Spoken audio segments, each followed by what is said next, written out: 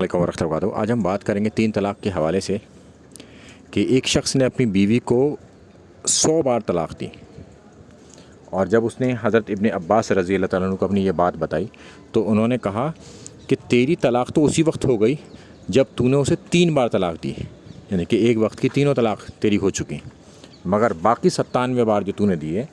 وہ تو نے اللہ کی آیتوں کے ساتھ مذاق کیا ہے، یعنی کہ ان کا مذاق کیا ہے۔ تو لہٰذا اس بات سے یہ ہمیں پلی مل جاتی ہے کہ اگر ایک بار میں 3 طلاق دے دی جائیں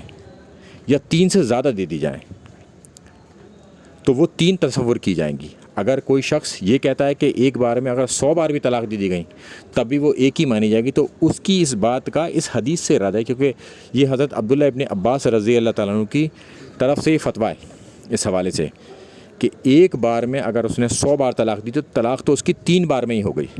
باقی 97 بار اس نے مذاق کیا اللہ کی آیتوں کے ساتھ۔ تو ایک بڑا گاڑا فتویٰ ہے اس حوالے سے، اور یہ مضبوط دلیل ہے ایک وقت کی 3 طلاق کو 3 ہی تصور کرنے پر۔ اور حضرت عبداللہ ابن عباس رضی اللہ عنہ وہ صحابی ہیں جن کو اللہ کے رسول صلی اللہ علیہ وسلم نے دعا دی تھی کہ ان کو